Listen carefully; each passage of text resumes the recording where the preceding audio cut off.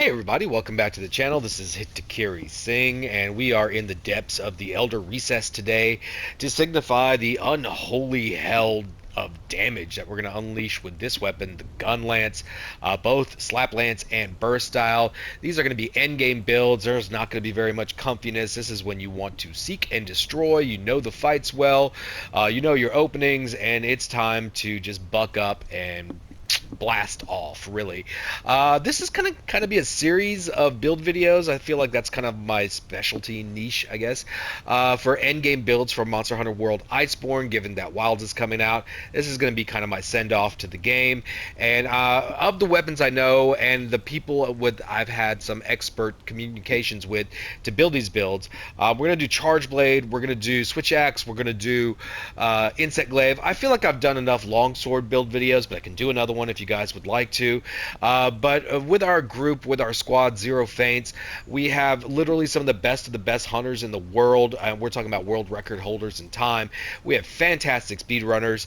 Today's video is going to be based on Sheriff Big Iron's an amazing, maybe the best gun lancer I've ever seen. Speedrunner that's in our squad, moderator of our Discord. Then there's 0123. He's another fantastic just all-around player, really, but he gave me the burst build that he used that I really like. And so I just want to share a couple of these builds that are endgame builds that you really don't have to stray too far from. And that's going to be what's coming up as far as videos go, this one and the ones in the future. Charge Blade, I'm going to base it off of a couple people I know, King and the real Jackal, who might be pound for pound the greatest monster hunter I've ever seen. Either him or Kareem. They're just flawless hunters, really. Anyways, sit back, relax, enjoy the video, and thanks a lot. Oh, and by the way, if you enjoy everything that you see, please like, comment, subscribe. That would be totally awesome. Ciao. Just a couple of notes I want to start this video off with. You're generally always going to have a brace deco in this slot for your flinch free for groups. If you're fighting solo, you definitely want to have a shaver deco in here. It is a weapon that requires 2 hits to tenderize, but it is not a type of weapon like you don't want to be the tenderizer in a group because you have such a slow animation. So typically somebody else in the group is going to take that. Unless you have 4 gun lancers that are going at it, then one of you might want to swap this out with a shaver and be the designated tenderizer. The other thing you should know about the Gunlance is you're always going to eat for Bombardier. There's hardly ever a time that you're not going to eat for Bombardier. Ooh, booster. God, of course, when I'm making a video, that's when I get the booster. Anyways, you're always going to eat for Bombardier. It is going to increase the damage of your burst for the burst style, and there is some slight increase in damage of your Wyvern Stake, the cannon. So always eat that. Alternatively, if you really wanted to, if you're not fighting on like a fire-based monster and you want to use Moxie, you always could. But I think Bombardier is pretty much the way you always want to go. Alright, let's show off 0123 The Machine's amazing Gunlance build. I love this build. Couple things you want to always have maxed out on a burst-styled Gunlance is your artillery skill. And we're going to do that with a couple of artillery decos. And you also want to make sure you have this magazine deco, so you have your capacity boost up, so you get your Gunlance shell capacity, as high as it can be.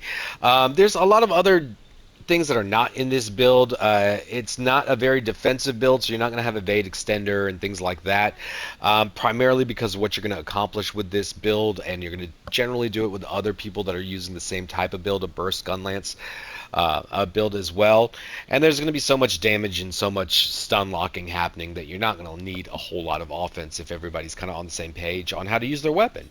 Okay, so you want to have those 2 skills. Everything else is your standard stuff, your Fatalis weapon with the augments of affinity, health regen, elemental up, and all your standard beta, head, chest, arms for Fatalis for all its goodies and perks. The waist is always going to be the alpha, of course, for that crit I3 and the weakness exploit. We always want that alpha. It's probably the greatest armor piece in this game, really. And the really interesting thing about this build is the usage of this Kolv Taroth alpha boots. I really, really like it. It's a very smart and efficient way to make a build for a burst Gunlance with this specifically, because you still got your 2 levels of crit boost. You got a new peak performance. A lot of people use the beta, but now you have this peak performance, and you think you're going to suffer with the gem slots, but it's perfect for this type of build because you're going to need that magazine deco for the capacity boost. You got a level 2 right there, and you got 2 level 1s, and you can use your artillery to max that out. Any other piece, and you're going to waste a level 1 deco in a useless slot. So if you want to think about it, it's kind of like this build, this piece gives you peak performance artillery, or crit boost stone thrower, and crit boost magazine. And so it makes this piece really, really useful in this type of build. And then this 1 level of stone thrower, 0123 actually builds this build with 3 attack stone thrower decos right here. I just put the Phoenix medicine in there because I'd like to have my physical hits also have that plus 12 from the Phoenix, but it's really not necessary. The main point of that is the stone thrower skill does increase the time that your stake stays into the monster. I don't feel like it's as necessary to have level 3. I like having level 1 because if you use a monster's pod, that's 5 minutes of uptime that it's going to be in there. And for example, if you had slinger capacity maxed out at 5, it's going to be 6 minutes and 30 seconds, about there. And if you did what 123 does with 3, it's about 5 minutes and 45 seconds. Now, if you're going solo, yeah, definitely consider it. It's definitely not a bad idea. But if you're in a group, especially with multiple people doing this, the fights generally don't last very long. There's not many monsters that are going to make it to 5 minutes. Even like Monkey and stuff like that can easily be taken out in like 4, 5, you know. So it's not really needed to have the time extended. And on some fights you could, but it's really up to you at that point. If you want to have it in there, have it in there. I wouldn't recommend doing more than 3, really, but you could always, what you don't want to do, and I've tested this, is don't put your stone throwers in your Rocksteady, because you're going to use your Rocksteady or your Evasion Mantle, because you can use Temporal, of course, guys, but most of us like to use the Rocksteady for the ability to go through the roars, and the beginning of the fight can go so much easier with 2 wall bangs with the Rocksteady Mantle, so that's why we like to use that a lot. I know it's a death trap if it's not used well, but if you're smart about when you clutch, you can definitely get 2 wall bangs super easy, and a lot of times I have a stone thrower in here, so once I use my first set of pods, I can get a second wall bang, and I still have the pods already. I don't have to collect them again. But in this build, I already have Stone Thrower 1, and if you put your Stone Throwers in here, by the time you're done using the mantle, the ability runs out, so the time that gets eclipsed from when your Wyvern Stake should pop out doesn't get extended by the Stone Throwers that are in your mantle, because your mantle's not active when that happens. So don't put your Stone Throwers in your mantle if you're thinking about extending the time that you want to have your stake stay in there. If you want to do that in your build. Everything else is pretty meta. You know, you crit eye 7, agitator 7, attack boost 4. You don't have to have attack boost 4 in here, but I always recommend it. Stun res, crit boost, weakness exploit, handicraft 3, evade window 3. A lot of people like to max out their tool specialist. I just don't for this type of build. Again, the fights are over too fast. You can use both of your mantles and get the damage and the perks of them, but you never really get around, even with Tool Maintenance 5, to be able to cycle through to use them again, or really need to use them again, you know? So I just put a couple levels of Evade Window, so in case there is an attack I can avoid, not to get hit, to keep the DPS up, or a couple of, you know, medicines in these decos, so if I do get hit, I can just go in there and do damage and heal, rather than having to stop and heal, and I have really quick fights, you know? These are all endgame builds. These are made for when you understand the fight, when you know what your openings are, that you're not surviving monsters. You're playing Monster Hunter, not hunted by monsters. You're going at them. So this is the type of situation you want to have.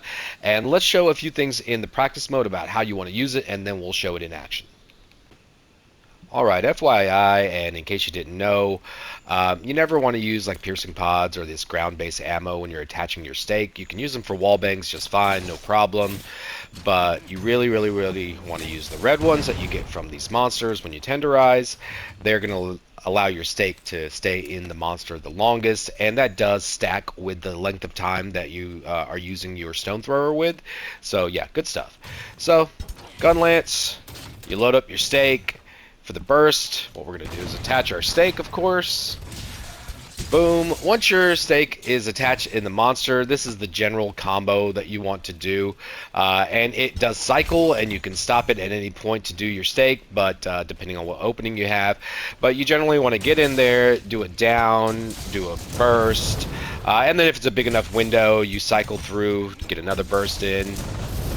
And if you have a big enough opening like, I don't know, Fatalis' head break, then you cycle in as many of those bursts as you can before you finally do your worm stake cannon and get your big damage hit in at the end with all the ticks, you know.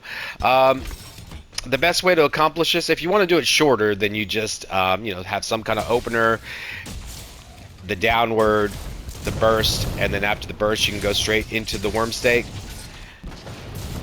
And if you're sheathed or at a distance, you just do your lunging triangle into down, into burst.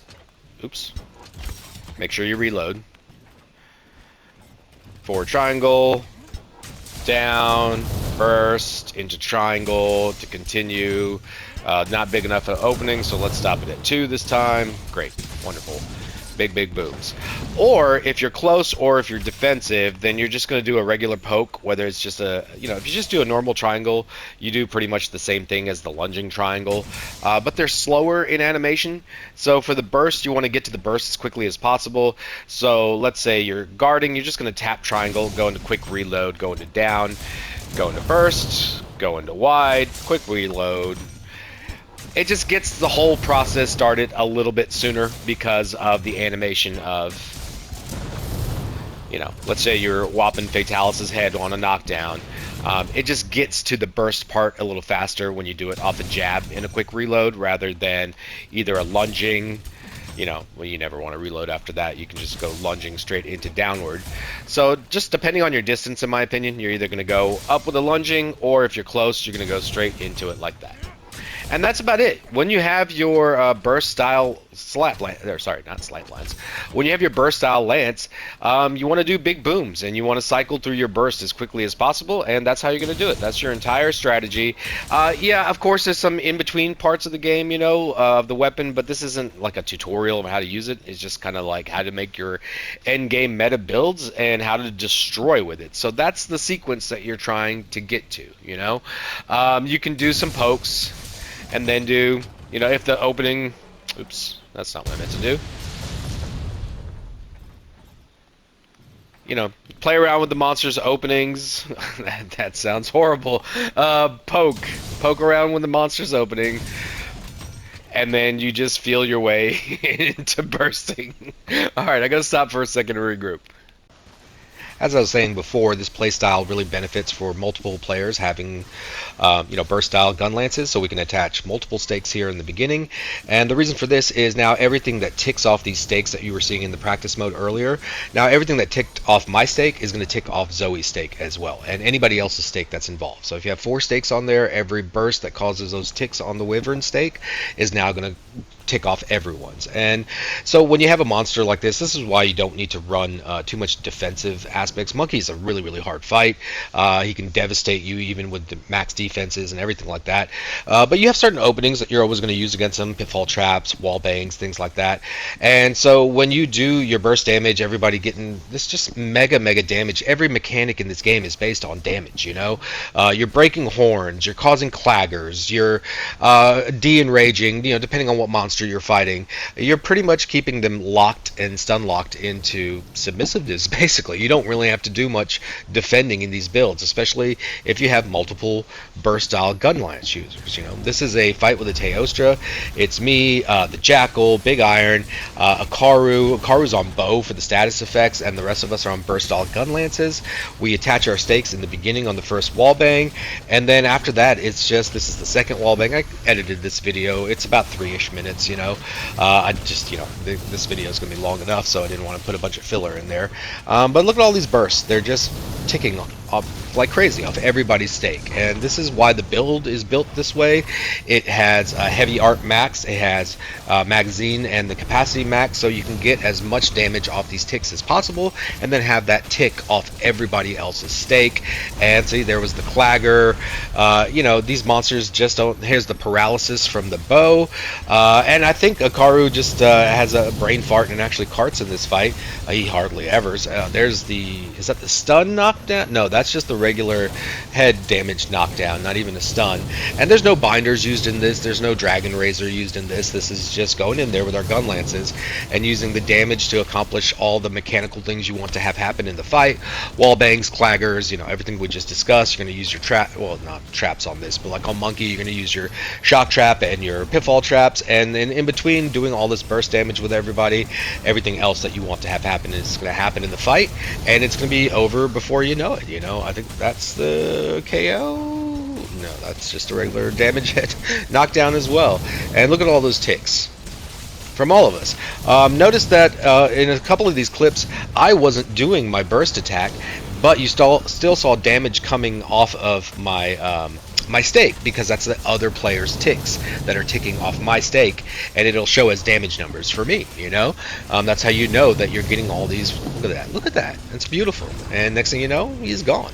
So yeah, this is the build, this is the style, this is how you want to approach pretty much any fight with this build. Is you get your stake in there and everybody bombs away, you know. And if you have a status guy or somebody, one thing I want to talk about is the shaver aspect of this, but we'll talk about that soon.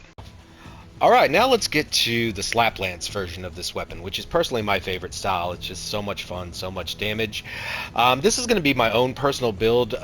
Big Iron gave me the most fantastic Slaplance build ever, used for Fatalis. You can tweak for other monsters as well, but I make my own rendition of it because I'm a damage whore, and I wanted to make a Gunlance Slaplance style that just basically optimized damage like we're talking about. This isn't a beginner's Gunlance build. This is a build for when you're familiar with monsters, you're familiar with mechanics, you understand what you're trying to do in the fight, you know what to evade, you know what attacks to watch out for. This is when you really want to start dominating fights. And this build is basically as offensively as you can go. I only have health boost 1 in this build. And if you alternatively you want health boost 2 or 3, I would do it with these 2 attack decos, and if you did want to have those attacks back, you could always replace this throttle with another attack 4. So you can add that little bit of comfort, and if you want comfort in other areas, then we're not talking about the same type of builds. Then there's plenty of others that you can mess around with, but this is when you want to absolutely destroy and see as high a damage number as you can on, I don't know, Alatreon's face. I think the highest Slaplance hit I've done on Alatreon was like 1250, 1260. It's huge. It's really, really awesome. Anyways, we're going to start off with our standard Frostcraft set. This is what you're definitely going to use Frostcraft for. You're going to have the helm, everything that you typically have, the chest, the arms, and the feet, being the, I don't know what the Y stands for, but the bottom version, the beta version, I guess. The Dragon Alpha, of course, being the best piece in the game. And, you know, as we know with Frostcraft, what's so great about this set is you get all your skills on these pieces. Where is it? There it is. Max Coalescence, Resuscitate, Max Crit Draw, 3 Ice Attack, Max Recovery Up. The Ice Attack isn't important in this build. In many builds, it's the other skills, the Crit Draw, the Recovery Up, the Crit Eye on this, and of course your Peak Performance being maxed. So with a few tweaks, you know, this is the build.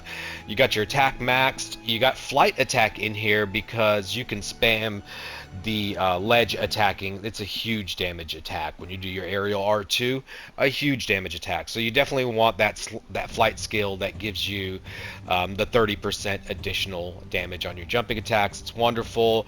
Handicraft 2, because you're going to need some handicraft for Frostcraft, of course. You know, you got to max out your tenderizer with these decos. Throttle 4, I want to be in 100% affinity as often as possible. I never not want to do a critical hit. Even one critical hit less done.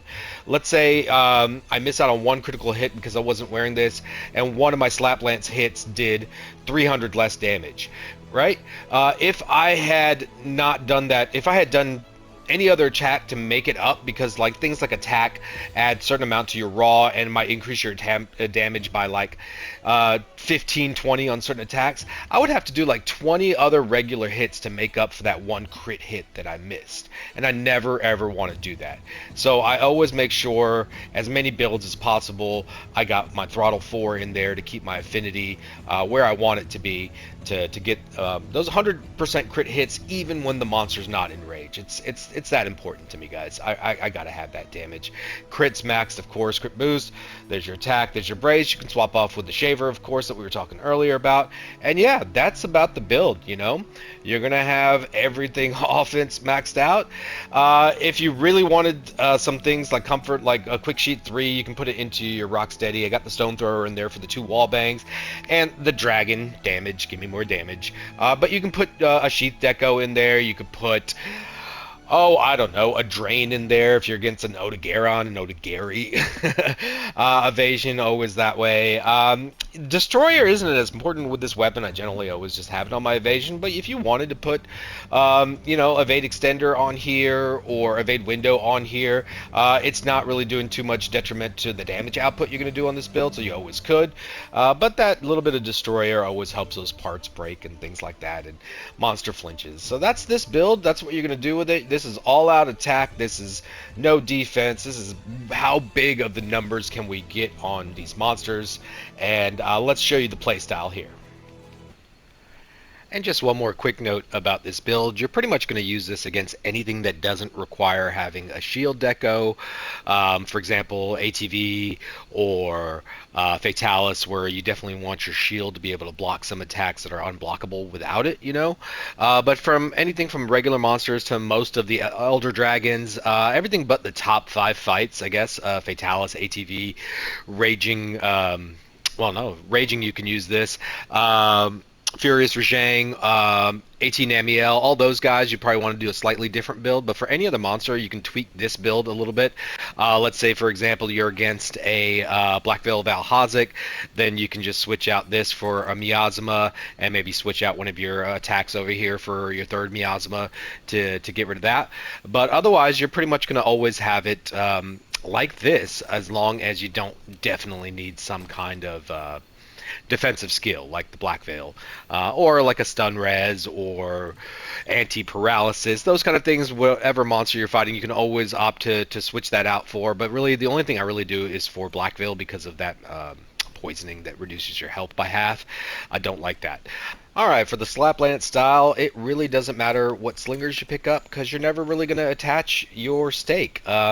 There's really no point to it. It kind of just wastes time. You're not going to add too much damage to your attack. You're not going to do anything on your physical attacks. You'll add a little bit of damage on something like this when you do the worm stake cannon for those ticks, but not significantly a whole lot. The stake you mainly want for your burst fire, but you're never really going to do burst fire with this build because it's a Frostcraft build. Let's see what happens when you use burst. Especially if you do multiple bursts, it's horrible. Look at my sharpness.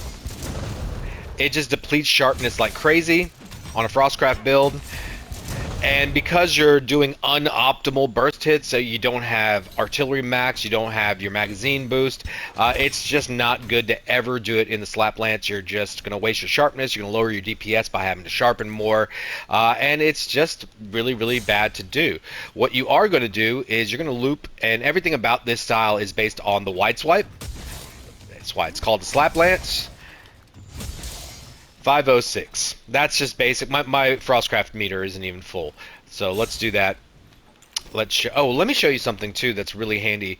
When you use your sharpness in this build and your meter's depleted and you're going to want to do some resharpening eventually, don't just immediately go into a resharpen, because look at my Frostcraft meter. It's not moving at all. It's not regaining any of its Frostcraft meter, and then you have to do it afterwards. What you always want to do is, once your sharpness gets low, we're not doing the burst, I just get my sharpness low to show you this, is you always want to sheath your weapon first so your Frostcraft meter can build while you're sharpening. So make sure you're always doing that. But otherwise, in this game play style, you're just doing the wide swipe as much as humanly possible with a full meter, no buffs, no attack boost large, nothing like that. 595. It's almost 600. Once you have your attack boost large, your mega demon drugs, your might pills, your might seed, hunting horns, that can easily go into the 800s. Certain monsters, Alatreon, that's going to be triple digits, 1000, 1200. But that's the style. You want to make sure you do whatever opening attack from a distance. We can do the lunge again, and if you're right up in their face, you can do the poke into reload, go into your overhead, go into wide, reload, overhead, wide, as many times as you have the opening for. Get as many wides as you can, and then you finish it off with your worm stake cannon, and that's what you're trying to do with the Slaplance. There are a couple of other punishes. For example, on Fatalis' Scream, what most people are generally going to be doing, first of all, they're going to have their evasion mantle on to proc that, but they're going to try to time their combo to where the overhead smash actually hits his head when he's putting his head down for the screen, and then he lifts his head to actually scream, and then they're going to back hop that. So a lot of scream punishes are going to go, you know, some kind of maneuver to get into your downward. Oops, not to burst, sorry. Some kind of maneuver to get into your downward, to hit his head, a back hop, and then this is when you're going to actually use the worm stake cannon.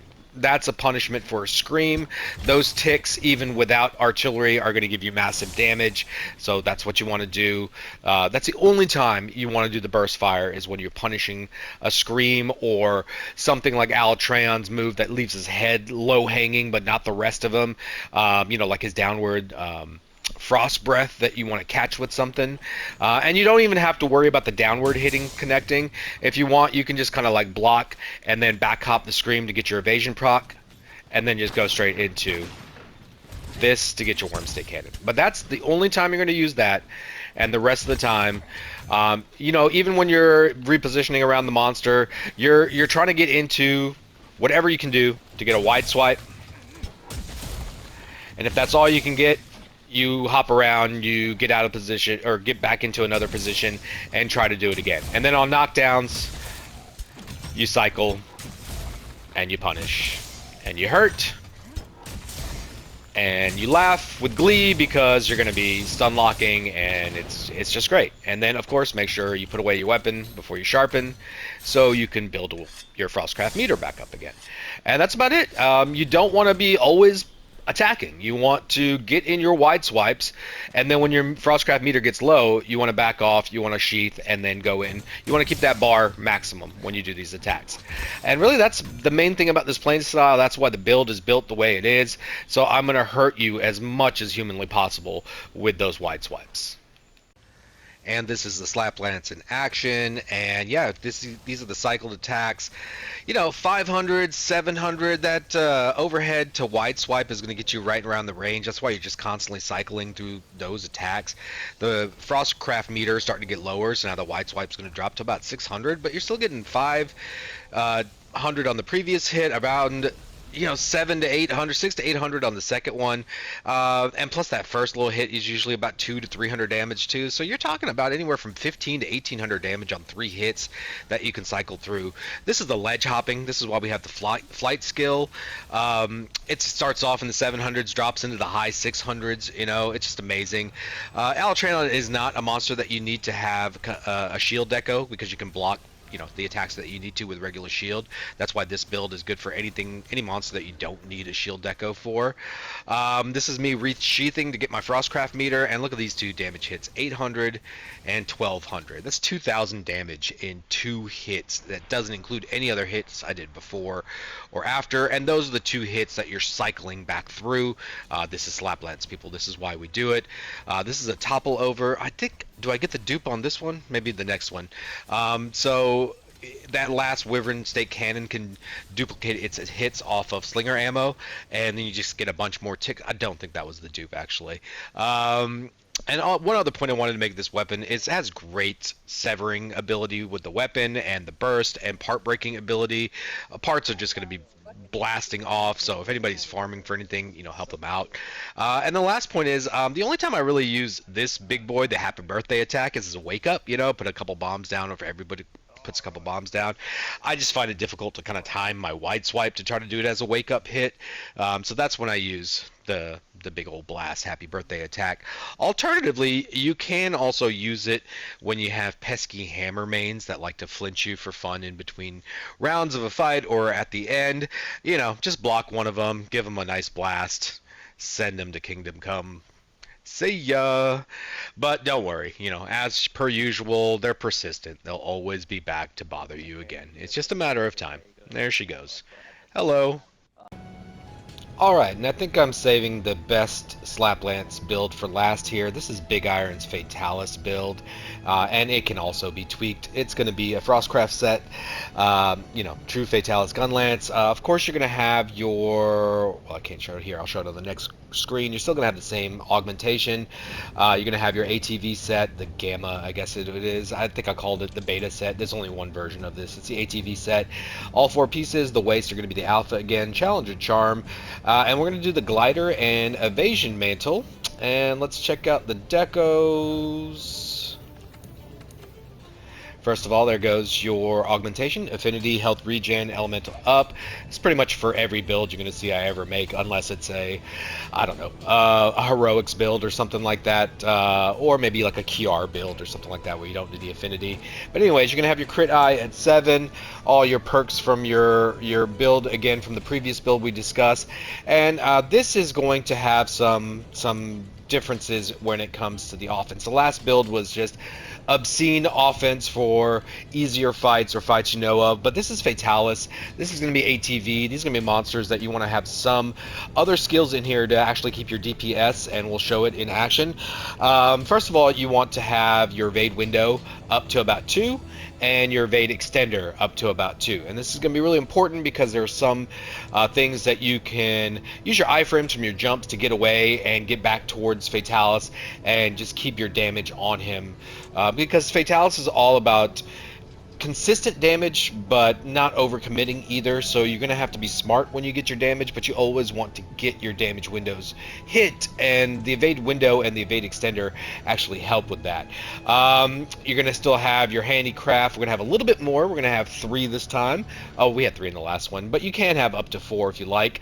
We're going to go with health boosts 3, of course. This is Fatalis, and we also want to tank those Novas at the end, so we can have those damage openings when he lands. So health boost, I mean, of course you can have 2 and still be okay, but health boost 3 is just good, so you can start tanking after the first head break and not have any worries. We're gonna have that throttle 4 for the same affinity. There's no attack in here, not attack 4. We already have a base affinity of 30 with weakness exploit. That's 80 with throttle proc. That's 100 because the Challenger Charm is only into level 5 in this build, so you only get 10% affinity. So if you want that 100% affinity, you definitely want the throttle in there. And yeah, you're going to lose a little bit on your per damage hits like we were talking before. Some of your attacks might be like, 740 instead of 752 or something like that. But that 12 damage is not going to make a difference. It's if you're getting all your crit hits. Because if you're getting all your crit hits, if you don't get one crit hit, again, you might be 300-400 damage less. And then no matter how much raw attack you had on the build so far, it would take so many more hits to make up for that one hit not critting. So you always want to get as many crits as possible. We're definitely going to have the brace. You don't want to be the tenderizer in a Fatalis fight, but if you're solo, make that a shaver. Your shield is important, so now you can guard things like the charged fireball. You can guard things like the downward cone. The regular cone, I believe you can still guard without guard up, but this definitely makes, especially the charged fireball, to be able to block it, use your extender to get back in there, and keep your deeps up. It's always nice, Crit vitality, tenderizer, all the skills that you really want to have, your crit boost, your weakness exploit, and everything else just comes with the set. You want to build it exactly like this. The mantles, we're going to use glider for the flight attack. I don't think I show it in the clip later, but the ledge attack you saw with Alatreon, that's generally what you want to do with Fatalis on the beginning of phase 3. I'll mention it in the video. I got heavy art in here because I'm going to be eating for Bombardier, as we discussed before. Generally generally I take the gun in case somebody doesn't want to add that into their mantle. But you can always replace this with an attack 4 or something like that if you don't have to worry about being on binders and ballista. Evasion mantle, of course, and those destroyers, yeah, it helps happen. Blah blah blah. English. It helps make the first head break happen regardless of what weapon you're using a bit faster. I mean, other than like bow or something. But so it's always good to have. You can get that first head break super quick, and with this weapon, it happens quite easily. You'll see.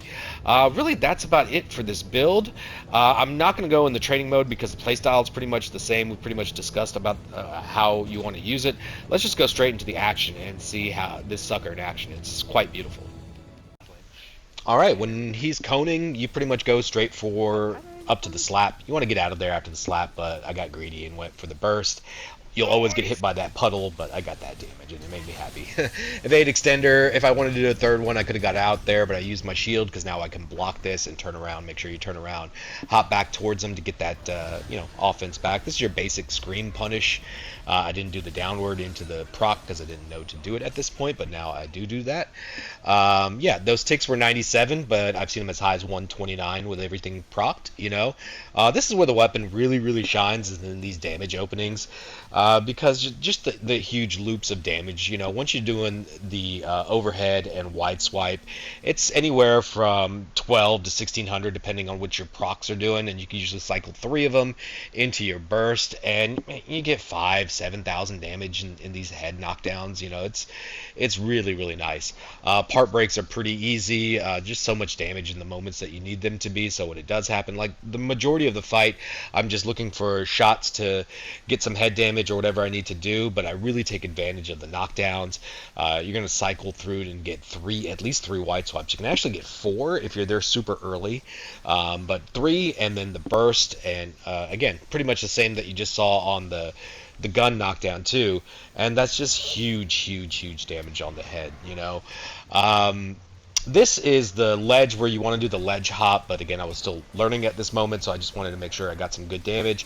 But really what I was trying to do right here is I wanted to time the burst when his head came down from the scream, and it did happen that way, so it's so cool, And you just know, you have a certain amount of damage being done that even if you're off just a little bit, this last hit with all those ticks of damage, boom, head break number 2, and it's over, and now you get to go over there and smash him with the 3 wide swipes again. Just tremendous amounts of damage from this weapon that are coming off, the wide swipe being just a high damage move, and then the overhead also being a high damage move. This is an ATV. I use the same build for ATV as well. Did my little slide into my aerial. I'm always trying to get that aerial actually calls a knockout. It was great. And then the same combo. I'm going to do, I think, 2 here because it's ATV, so you have less of... Oh, no, I just did 1 here, but I think you can do on ATV cycle up to 2. And really, that's about it. I just want to show this fight kind of to end this video. This is the first couple of phases of this Fatalis fight, and the moment we just touch down to the first head break is going to be about 2 minutes, And it's a very versatile weapon because you have like weapons like the greatsword where you want to cone bait, or weapons like the longsword where you want to hit the chest to cause knockdowns, and you can kind of play with any playstyle with this. So we had 1 longsword, 1 greatsword, and a glaive here. So we just took advantage of our strengths as this group, and this group this isn't a bunch of speedrunners. This is 3 trees. This is Soul, both newer to the group. And they know the fight well, but they're still learning the fight. They're not flawless hunters. Asgar's a Master Rank 999, but he's coming in here with a glaive, not the best damage weapon, especially for head breaks and things like that. But we will get a mount here shortly. We always want to get the mount after the first scream. And so shortly here, we're going to get to the point where we can do the first wall bang. Generally, I get that because my punish is pretty easy to get. I think this time Asgore got it, actually. But my punish is pretty easy to get. Again, this isn't the fancy one. What I want to do is start timing my hits so the downward hit's there, and then I can back hop the scream and then do this. But look at these damage ticks. I think they're in the... oh, that's the 97s. Yeah, they'll get higher. Don't worry about that. I didn't get my evasion mantle perk. That's why. So after that, I'm just potching some headshots. That's an aerial hit right there in the 600s, A little bit of chest damage because we have a longsworder, so I know he wants to knock him back down, so I'm not necessarily cone baiting, but if I was with other Slaplancers or greatsworders, I would just be cone baiting at this point, which makes for super fast head breaks. And here, Asgore, we get a cone. Nice. Another punish here. Go for your slap, use your evade extender to get out of there, and pop a couple shots on the... This is what I mean about DPS, you know. The evade extender is letting me get to whatever spots I need to after my punish, so I can start getting ready for the next punish, or just get extra damage where I can. Asgore goes for the mount. This is a great time for it, so we're going to get this phase 1 head break here pretty soon, after this mount, actually. Shoot my dragon pods, of course. You know, that's the thing, like, when I'm not needing to build meter or anything like that, I can be, like, the support type, not like healing support, but I got the pods, I got the wall bangs, I got the, well, not the tendies, that's what I can't do. But still, on the mount knockdown, I think I get 2 here. Into the burst, or maybe I got 3, I didn't even count. That's the first head break. We're 2.5 minutes into the, well, a little bit longer. From touchdown, 2.5 minutes into the fight, and we got a couple of cones, and we got a punish on the scream like your Inro was trying to do. Got the mount, head break 1, easy peasy. You know, this fight, I'm not going to show the last few phases because the main things I want to show is what happens in the first 2 phases.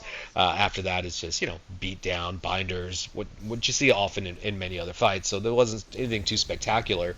I mean, still great damage and an easy fight, but the point of this weapon, I feel like, especially in this fight, in a knowledgeable hands, makes phase 1 and phase 2 such a breeze that it's just, you know, everybody else can focus on what they need to do. You're taking care of, like, the wall bangs. They just got a tendy for you. Generally, you want a long sword or dual blades or sword and shield or some fast weapon to do that. You know, I got my heavy art in my mantle. I'm the one handling the gun, and still got knocked off, but still got the knockdown. And this is where it shines, because, you know, we just got head break 1. And head break 2 is going to happen right here. It's beautiful. We got all that damage from the mount to cause the head break. Then we got all that damage during the head break that was basically like a flinch and a half. Because remember, every 3 flinches, the third one is a head break. So after the gun, this is head break 2. And yeah, maximum punish. And that's really about it, guys. Thanks for watching this video. Please like, comment, and subscribe. Pleasure to have you aboard. If you're new, if you need to join us, check the Discord link.